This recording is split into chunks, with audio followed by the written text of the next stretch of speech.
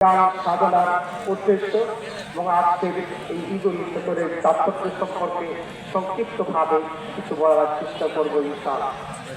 সমাগত সুবিধন আল্লাহ সুবহানাহু ওয়া তাআলা পবিত্র রমজানের পরিচয় দিচ্ছেন। তিনি ইরশাদ করছেন, শাহরু রমাদানাল্লাযী উনজিলা ফীহিল কুরআন। রমাদান হচ্ছে সেই মাস যেই মাসে মহান আল্লাহ সুবহানাহু ওয়া তাআলার পক্ষ থেকে বিশ্ব মানবতার হিদায়াতের জন্য পবিত্র কুরআনুল কারীম অবতারিত হয়েছে। এই কুরআন হচ্ছে বাইনাতুল মিনাল হুদা, হিদায়াতের সুস্পষ্ট বর্ণনা, হিদায়াতের সুস্পষ্ট ব্যাখ্যা, হিদায়াতের সুস্পষ্ট বিশ্লেষণ, ওয়াল ফুরকান এবং সত্য এবং মিথ্যার মাঝে পার্থক্য সৃষ্টিকারী, আলো এবং অন্ধকারের মধ্যে পার্থক্য সৃষ্টিকারী।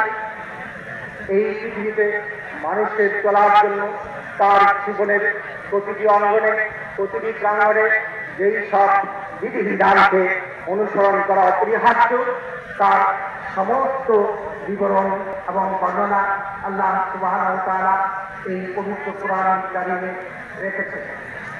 প্রিয় ভাইরা, এই পবিত্র